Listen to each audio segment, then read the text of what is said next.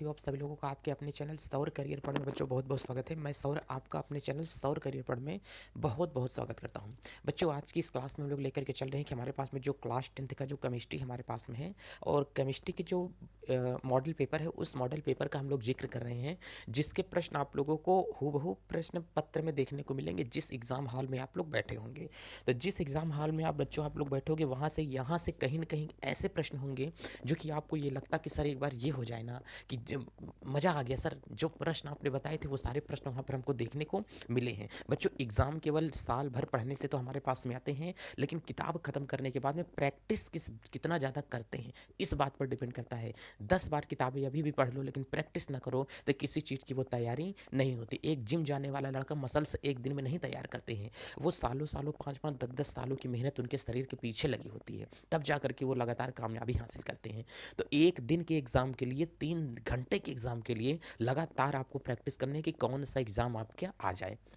ठीक है, कौन से क्वेश्चंस हमारे लिए हम लोगों के लड़ जाएं उस टाइम पर, यही हम लोगों को इतना बच्चों देख करके चलना है। ठीक है, तो चलिए आज की क्लास को बिना देरी किए हुए हम पहले ये समझते हैं कि क्वेश्चन क्या होगा। बच्चों ध्यान से देखो, कह रहा है कि निम्न यौगिक का आयुपैक नामकरण करिए। ये आयुपीएससी नामकरण इसका हमें करके चलना है कि बताइए आयुपैक नामकरण क्या हो सकता है। तो मैंने बहुत सारे वीडियो बना दिया है, डिजिटल बोर्ड वाले जितने भी पढ़ाए हूँ सारी वीडियो कंप्लीट है। मॉडल पेपर को जा करके प्लेलिस्ट में देखिए, क्लास 10th 2024-25 के नाम से प्लेलिस्ट बनी है, उसमें सारे वीडियो लेक्चर आपको देखने को मिल जाएंगे। हालांकि पहले जब वाइट बोर्ड था तो वाइट बोर्ड पर आप लोगों को सारी चीज़ें पढ़ाई गई थी, वो लेक्चर भी मैंने इसका अटेंड किया है। कह रहे कि इसका नामकरण हमें बताइए कि क्या हो सकता है। अच्छा सर देखिए, इस कार्बन के पास में कितने हाइड्रोजन लगा है, 1 2 3 सर 3 हाइड्रोजन। इसके पास में सर 2 हाइड्रोजन, इसके पास में 2 है, इसके पास में 1 ब्रोमीन लगा है। कह रहा है कि पहले इसका हमें नाम बता दीजिए कि इसका नाम क्या हो सकता है। हमने कहा बच्चों ध्यान से देख करके चलो, अगर इसका नाम हम लोगों से पूछेगा, मैं इसको इस तरीके से लिख सकता हूँ क्या, यहाँ पे देखो CH3 सिंगल बॉन्ड बच्चों CH2, फिर यहीं से इसको हम लोग कर सकते हैं कि सिंगल बॉन्ड CH2, और उसके बाद ये हमारे पास में हैलोजन ग्रुप लग जाएगा, जिसे बोला जाता है कि ये ब्रोमीन होता है। चलिए सर, ये जो हमारे पास में ब्रोमीन यहाँ पर हमको दे रहा है, ये हमारे पास में क्या है, इसको ज़रा हमें बता दीजिए कि सर ब्रोमीन इसमें अगर आ रहा है तो ये क्या आ रहा है। ठीक है, तो प्यारे बच्चों, अगर यहाँ से ब्रोमीन हमको दिखाई दे रहा है, तो ये तो हमने कहा कि भाई ये ब्रोमीन लगा हुआ है किस, इस वाले कार्बन में लगा हुआ है। इसमें कार्बन की संख्या कितनी है पहले आप लोग ये देख लो। तो बच्चों इसमें कार्बन कितना है, पहला कार्बन, सर ये दूसरा कार्बन है, ये तीसरा कार्बन। अच्छा, तीसरा कार्बन लगा हुआ है, लेकिन कार्बन की गिनती किस साइड से करेंगे, इस साइड से कार्बन की गिनती गलत होगी, जिस साइड से हैलोजन ग्रुप लगा होगा उसी साइड से नंबरिंग करके चलेंगे। इसका मतलब बच्चों, ये हमारे पास में पहला है, ये दूसरा कार्बन, ये क्या है, तीसरा। कह रहा है कि सर इसका बताइए कि आयुपैक नेमिंग क्या होती है। तो अगर कभी हमसे बोल करके चलेगा कि सर इसकी आयुपैक नेमिंग हमें बता दीजिए कि आयुपैक नेमिंग क्या होगा। पहले कार्बन पे ब्रोमीन लगा है, तो बच्चों हम लोग यहाँ से बोल के चलेंगे 1 ब्रोमो। ध्यान से देख करके चलना, यहाँ से बोला जाएगा 1 ब्रोमो। उसके बाद में 3 कार्बन को प्यारे बच्चों बोलते हैं प्रोप, सिंगल बॉन्ड को बोलेंगे एन। तो ये क्या हो जाएगा हमारे पास में, 1 ब्रोमो प्रोपेन हो जाएगा। इतनी बातें समझ में आ रही है बच्चों, इसका ये आयुपैक नेमिंग हो जाएगा। ठीक है, तो अगर इस चीज़ का टॉपिक का हमसे ये पूछ के चलेगा कि सर इसकी आयुपैक नेमिंग क्या होगी, तो 1 ब्रोमो प्रोपेन इसका आयुपैक नेमिंग होगा। सर यहीं से दूसरा वाला हम लोग देख लेंगे, दूसरे का आयुपैक नेमिंग क्या हो सकती है। तो हमने कहा अगर दूसरे का आयुपैक नेमिंग होगा, इस कार्बन के पास में 3 हाइड्रोजन, इसके पास में 2, इसके पास में COOH लिखा हुआ है। ध्यान से देखो, इसे प्यारे बच्चों हम लोग क्या बोल सकते हैं कि ये वाला जो हमारे पास में टॉपिक होगा, इसे हम लोग क्या बोल करके चलेंगे। चलिए, पहली बात तो हमारे पास में यहाँ से जो आ रहा है बच्चों, ये क्या होगा, तो कह रहा है कि बच्चों ये हमारे पास में होगा CH3, यहाँ से होगा CH2, यहाँ से होगा COO। प्यारे बच्चों यहाँ से क्या होगा, H होता है। ये वाला मार्कर आपको दिखाई पड़ रहा है कैमरे में कि नहीं, देखना ही पड़ेगा। चलिए, अब यहाँ से तो हमारे पास में भाई साहब ये दिखाई दे ही रहा है, लेकिन कह रहा है कि सर थोड़ा एक बार बदल लीजिए ताकि हमको और अच्छे से दिखाई दे। चलो, अब प्यारे बच्चों अगर आप लोग बात को समझ के चलना, तो ये हमारे पास में देखो, इसमें COOH लगा है, इसे हम लोग बोलेंगे पहला कार्बन, दूसरा कार्बन क्या होगा, तीसरा कार्बन। तो अब हम लोग बोल के चलेंगे, इसकी जो आयुपैक नेमिंग प्यारे बच्चों बन करके चलेगी, इसे हम लोग बोलेंगे प्रोप। 3 कार्बन को क्या बोलेंगे, प्रोप। सिंगल बॉन्ड लगा है तो बच्चों एन हो जाएगा, और डबल OH ग्रुप लगा है तो इसमें क्या होगा, प्रोपेनोइक। क्या हो जाएगा, इसमें बच्चों हम लोग पढ़ेंगे प्रोपेनोइक अम्ल, इसका हमारे पास में हो जाएगा। तो ये यौगिक जो हमारे पास में बना है प्रोपेनोइक अम्ल होते हैं, और ये यौगिक जो हमारे पास में बना हुआ है इसे हम लोग बोलते हैं कि भाई साहब ये वाला जो यौगिक है इसका आयुपायिक नेमिंग क्या होगा, तो इस वाले के बच्चों आयुपायिक नेमिंग जो है आपके सामने 1 ब्रोमो प्रोपेन करके दिया है, ये हो गया नाम। चलिए सर, तो इसका तो हमारे पास में हो गया कि 1 ब्रोमो प्रोपेन, इन सबको हम लोग बोल देंगे। हमने कहा हाँ भाई साहब ये सारे यौगिक जो है आपके 1 ब्रोमो प्रोपेन कहलाते हैं, ठीक है। अब बच्चों अगर और बातें आप लोगों से कहेगा कि सर और हमें बताइए क्या होगा, तो चलिए अब ये क्वेश्चन नंबर 5 हम लोगों की साइड से हो गया कि सर अगर क्वेश्चन नंबर 5 को हमसे बोलेगा तो और क्या कर देंगे, तो बच्चों क्वेश्चन नंबर 5 पूरा मैंने आपको पढ़ा करके खत्म कर दिया, ठीक है। अब जरा आप लोग देखने की चेष्टा करना कि क्वेश्चन नंबर 5 के बाद में हमारे पास में क्या होगा, ठीक है। तो क्वेश्चन नंबर 5 बच्चों खत्म है। अब हम लोग देख करके चलेंगे कि सर 5 का जो बी है, इस बी वाले क्वेश्चन का क्या मतलब है। कह रहा है कि संयोजन अभिक्रिया का एक उदाहरण लिखिए, मतलब परिभाषा नहीं पूछ रहा है, ऐसी अभिक्रिया जिसमें अनेक अभिकारक मिल करके एक उत्पाद का निर्माण करें उसे क्या कहते हैं, संयोजन अभिक्रिया कहा जाता है। बच्चों अगर इसकी हम लोगों से परिभाषा की बात करें तो बच्चों इसकी परिभाषा क्या होगी, तो परिभाषा इसकी प्यारे बच्चों यही होती है कि ऐसी अभिक्रिया जिसमें इसके क्या होते हैं, अनेक अभिकारक होते हैं। अब बताओ अगर इसके अनेक अभिकारक हो जाते हैं लेकिन उत्पाद की संख्या कितनी होती है, उत्पाद अगर केवल इसके पास में एक हो तो इस प्रकार की अभिक्रिया को क्या कहते हैं, संयोजन अभिक्रिया कहा जाता है। जैसे ए होगा प्लस यहाँ से क्या होगा बी होगा प्लस सी होगा, लेकिन बच्चों प्रोडक्ट जो बन जाए वो डी बन जाए, तब तो इसे हम लोग क्या कहते हैं, संयोजन रिएक्शन कहा जाता है। तो हो गया संयोजन ना, बहुत सारी चीज़ें मिलकर के संयोजन। एक उदाहरण लिखिए, तो बच्चों इसका हम लोगों से एग्जाम्पल मांगा है और हमसे ये कुछ नहीं कह रहा है कि सर आप एग्जाम्पल ही अकेले दीजिए, तो संयोजन के एक मैं एग्जाम्पल लिख देता हूँ। जैसे कि आप लोग देखो बच्चों, कार्बन को जब ऑक्सीजन की उपस्थिति में गर्म किया जाता है तो बन जाएगा कार्बन डाइऑक्साइड। सल्फर को जब ऑक्सीजन की उपस्थिति में गर्म किया जाता है तो ये बन जाएगा सल्फर डाइऑक्साइड, ये बन जाता है। बोलो ये बनेगा कि नहीं बनेगा। तो अगर हम लोगों के सामने बच्चों इतनी बात करेगा कि ये सारी चीज़ें बनेंगी तो बन जाएंगी। भाई साहब ये जो हमारे पास में रिएक्शन आपको देखने को मिल रहे हैं ये कौन से कंपनी का है, तो हमने कहा सर ये जो जिस कंपनी का है ये संयोजन कंपनी का प्रोडक्ट लग रहा है। चलिए ये हो गया, तो सर ये संयोजन के रिएक्शन हो सकते हैं। तो ऐसी अभिक्रिया जिसमें एक अभिकारक अनेक उत्पाद का निर्माण करे, अनेक अभिकारक एक उत्पाद का निर्माण करें उसे क्या कहते हैं, संयोजन। इसका मैंने बच्चों आपको एग्जाम्पल भी दे दिया। चलिए अब करा कि नीचे एक अभिक्रिया लिखा है, इसे आप संतुलित करके हमें बताइए कि इस अभिक्रिया का संतुलन क्या होता है। तो चलिए बच्चों पहले हम इस अभिक्रिया को क्या करते हैं, संतुलित करते हैं। आप लोग कॉपी फटाक फटाक की रहा करो, चूंकि हमको सारी चीज़ें एक ही पेज पर मैं लिया हूँ ना, तो इसलिए मुझे मिटाना पड़ता है बार बार। चलिए ये अभिक्रिया हमारे पास में दे करके रखा है, बेरियम क्लोराइड और एल्यूमिनियम सल्फेट, यही तो दे करके रखा है। करेक्ट बताइए कि क्या है, बेरियम क्लोराइड और एल्यूमिनियम सल्फेट से बन रहा है बेरियम सल्फेट और क्या बन रहा है, एल्यूमिनियम क्लोराइड। इस अभिक्रिया को शब्द समीकरण दिया है, हमें क्या बनाना है, रासायनिक समीकरण बना के चलना है। तो बेरियम क्लोराइड, इसका बेरियम क्लोराइड का क्या होगा, BaCl2, ठीक है। और कह रहा है कि एल्यूमिनियम सल्फेट, एल्यूमिनियम सल्फेट का होता है बाबू Al2, ठीक है। और उसके बाद में SO2 का होल थ्राइस, SO4 होता है। देखो SO4 का होल थ्राइस होगा। अब कह रहा है कि इन दोनों को मिलाएंगे तो रिएक्शन हमारे पास में क्या बन के जाएगा। देखो बेरियम यहाँ से क्रिया कर लेगा SO4 के साथ में, तो बच्चों यहाँ से बन जाएगा BaSO4 प्लस यहीं से ये Cl क्रिया कर लेगा इससे, तो ये हमारे पास में हो जाएगा AlCl3। एल्यूमिनियम है 2 तो यहाँ पर लगा दो 2, बात खत्म। यहाँ पर लगा देते हैं हम लोग, कितना हो जाएगा, क्लोरीन 2 3 6 हो गया, तो यहाँ पर भी लगा दो 2, इस पर भी लगा दो कितना 3। ध्यान से देख करके चलना, रिएक्शन बैलेंस नहीं हुई है। तो देखो इस पर 2 दूना कितना हो जाएगा, 4 हो जाएगा, लेकिन क्लोरीन 2 तिया कितना हो जाएगा, 6 हो जाएगा। इस दशा से SO4 3 है तो यहाँ पर कितना लगेगा, 3 लग जाएगा। इस पर भी कितना होगा, 3 हमारे पास में लग जाएगा। रिएक्शन हमारे पास में क्या है, पूरी कंप्लीट हो चुकी है। ध्यान से देख करके चलना, इसका मतलब एल्यूमिनियम कितना है 2, एल्यूमिनियम है 2, SO4 कितना है 3, SO4 कितना है 3, Ba कितना है 3, Ba कितना है 3, एल्यूमिनियम है 2 3 6, एल्यूमिनियम है 2 3 6, बैलेंस रिएक्शन। तो इसका है संतुलित समीकरण।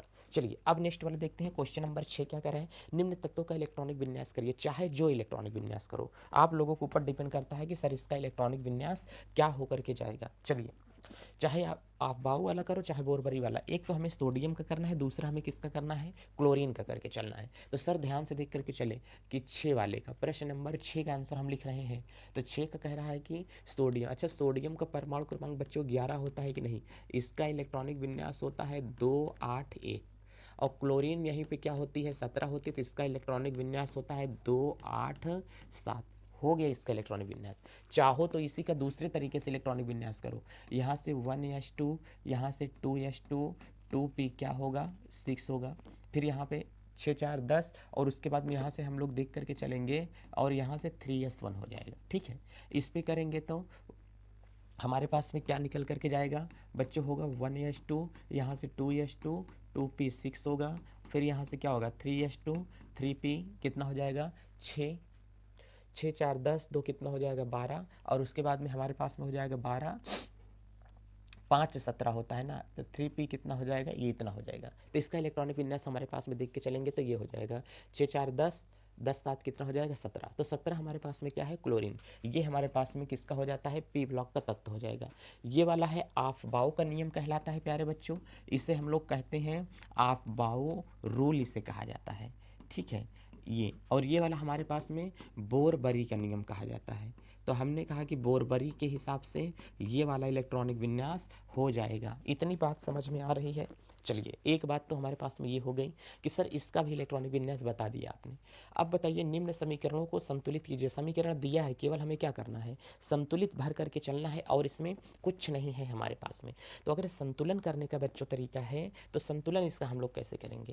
कह रहा है कि यहाँ से देखो Fe कितना है 3 है, इधर Fe के पास में हम लोग कितना लगा देते हैं, 3 लगा देंगे। ठीक है, इधर ऑक्सीजन कितना है 4 है, इधर ऑक्सीजन के सामने कितना लगा देंगे 2, 2 दूनी 4, 2 ऑक्सीजन 4 है ना, तो इधर हमको 4 नहीं लगाना पड़ेगा। ध्यान से देखो, इसके पास में हमें 4 लगाना पड़ेगा, तो डायरेक्ट हम लोग यहाँ से 4 कर देंगे, ऑक्सीजन 4 हो गया। वहीं से हाइड्रोजन कितना हो गया, 4 दूनी 8, तो हाइड्रोजन के सामने भी यहाँ से 4 लगा देंगे, 4 दूनी 8 हो गई अभिक्रिया बैलेंस आपकी। ठीक है, अब बताओ यहीं से अगर हमको इसको बैलेंस और करके चलना है तो और हम किस तरीके से बैलेंस करेंगे। चलो दूसरी अभिक्रिया, यहाँ पर कार्बन कितना है 6, यहाँ पर कार्बन देखो कितना है 1, तो यहाँ पर कार्बन की संख्या कितना कर दो 6 कर दो। यहाँ पर ध्यान से देखो, अब ऑक्सीजन कितना हो गया 6 दूनी 12 इधर है, लेकिन इधर ऑक्सीजन कितना है 6।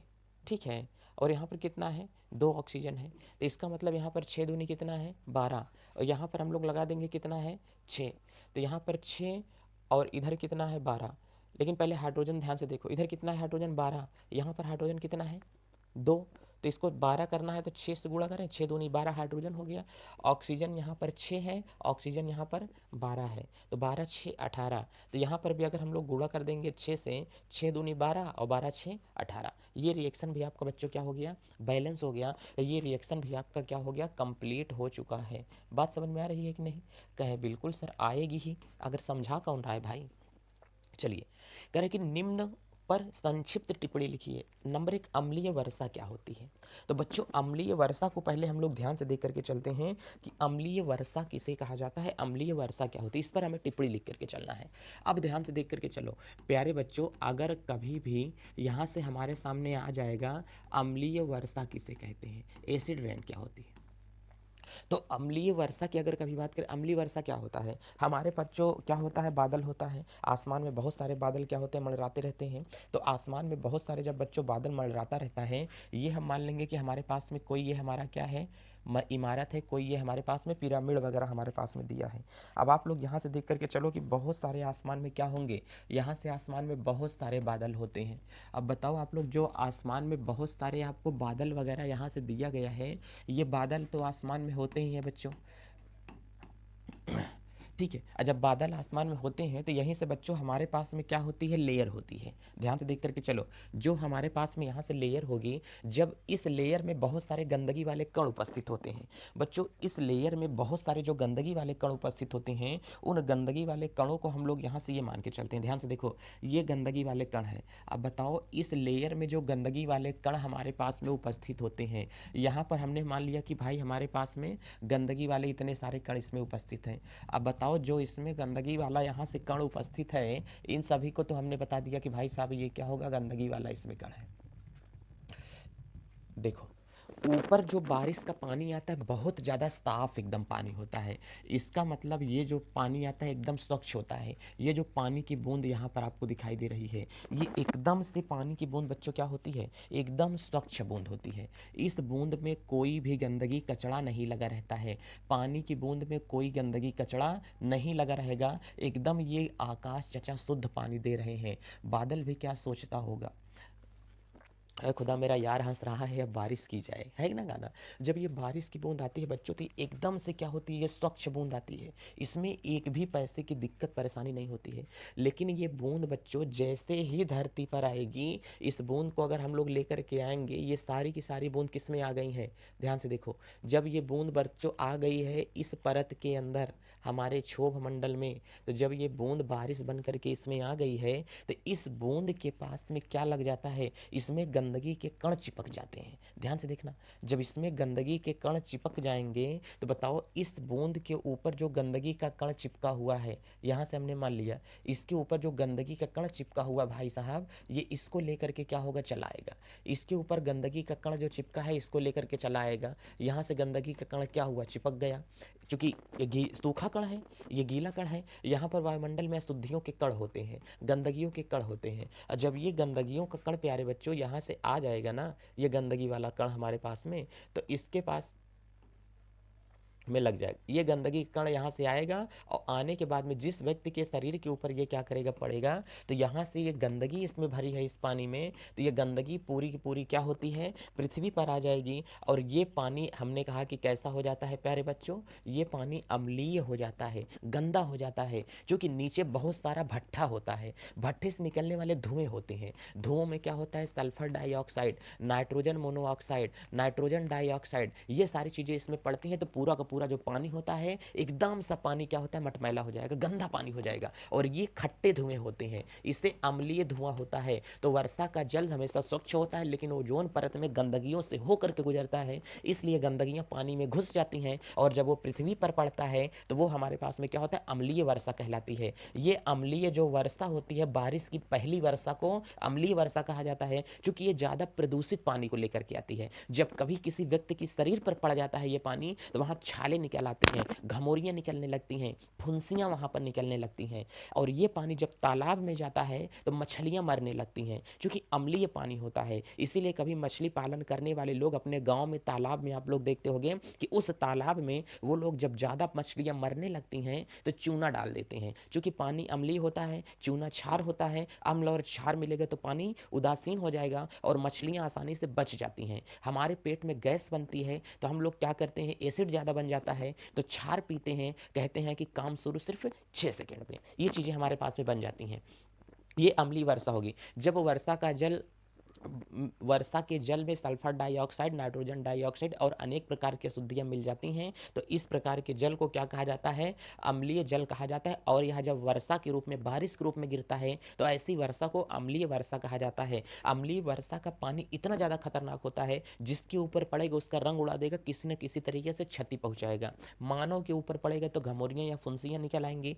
बिल्डिंग के ऊपर पड़ेगा, जैसे कि ताजमहल बहुत ज़्यादा चमकीली चीज़ें होती हैं, तो उसका क्षरण होता है, पीलापन पड़ने लगा है ताजमहल के ऊपर, वो नष्ट होने लगती हैं। ठीक है, अगर किसी जीव वगैरह के ऊपर पड़ता है तो उनको भी किसी न किसी तरीके से तबीयत खराब होती है। अगर ये तालाब में जाएगा तो तालाब क्या होता है, अम्लीय पानी होगा तो मछलियां मर जाएंगी। अगर ये फसलों पर पड़ जाता है तो फसल भी क्या होती है, खराब होने लगती है। ठीक है, चलिए एक बात तो हमारे पास में ये अम्लीय वर्षा हो गई है। ठीक है, तो अम्लीय वर्षा आपको समझ में आया, बहुत अच्छे से पढ़ेंगे। अभी 11th का टॉपिक आने दो, उसमें भी बहुत धुआंधार तरीके से केमिस्ट्री स्टार्ट होगी। अभी तो पिक पार्टी शुरू हुई है बच्चों, समझ रहे हो ना। अभी तो केवल आपको एक्सप्रेस सीरीज चल रही है, जो कि उसमें हम लोग अभी प्रैक्टिस सेट लगा रहे हैं, थॉट नहीं पढ़ रहे हैं। ठीक है, तो अगला क्वेश्चन क्या है, अम्लीय वर्षा वाला है, इसको हमें क्या करना है बच्चों, प्रूफ करना है। और आगे वाली जो चीज़ें हमारे पास में आ रही हैं, कह रहा है कि बताओ कि हमारे पास में और क्या हो सकता है, तन्यता क्या होता है और आघात वर्ध्यता क्या होता है।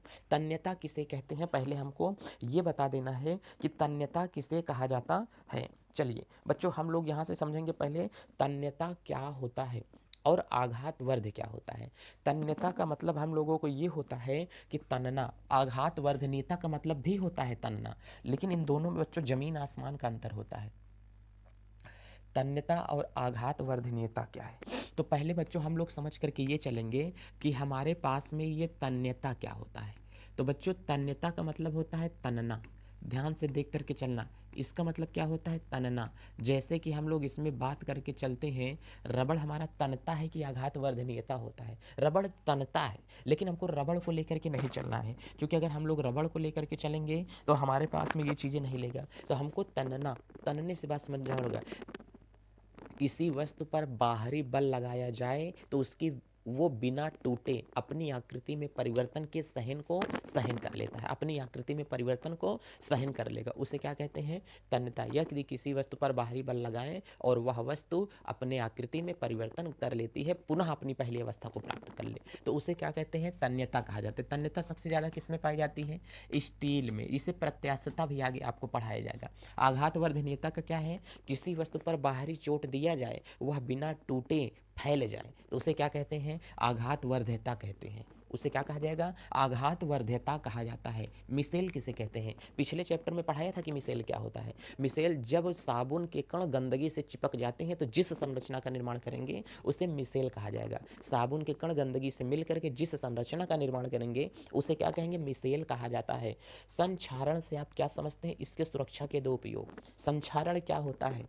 धातु की सतह पर नमी की, जब किसी धातु को नमी या हवा की उपस्थिति में रखा जाता है तो उसके ऊपर जंग लग जाता है। इस क्रिया को क्या कहते हैं? संक्षारण। धातुओं पर जंग लगने की क्रिया को संक्षारण कहा जाता है। जैसे कि लोहे का दरवाजा, इस पर जंग लग जाएगा तो लोहे का क्या होगा? संक्षारण। इससे बचने के उपाय क्या होते हैं? उसे पेंट कर दो, उस पर ग्रीस लगा दो, उस पर तेल लगा दो। इसीलिए तो साइकिल में ग्रीस या तेल दिया जाता है ताकि वो नष्ट ना हो। चलो, ऊष्मक्षेपी क्या है? ऐसी अभिक्रिया जिसे पूर्ण कराने के लिए, जो कंप्लीट होने के बाद में ऊष्मा का त्याग करते हैं उसे ऊष्मक्षेपी कहा जाता है। ऐसी अभिक्रिया जो पूर्ण होने के लिए ऊष्मा को ग्रहण करते हैं उसे ऊष्मा अवशोषी कहा जाता है। इतनी बातें समझ में आ रही हैं? तो बच्चों ये है आपका आज का सीरीज, और नेक्स्ट लेक्चर आपका स्टार्ट होगा अगला मॉडल पेपर। ठीक है, तब तक चलते हैं बच्चों। मस्त रहें, स्वस्थ रहें, अपना ख्याल रखें, महिलाओं का सम्मान करें, छोटों को प्यार दें, बड़ों का आदर करें, अपना व्यक्तित्व इस प्रकार से बनाएं कि भारत के एक अच्छे नागरिक का निर्माण हो सके। चलते हैं बच्चों।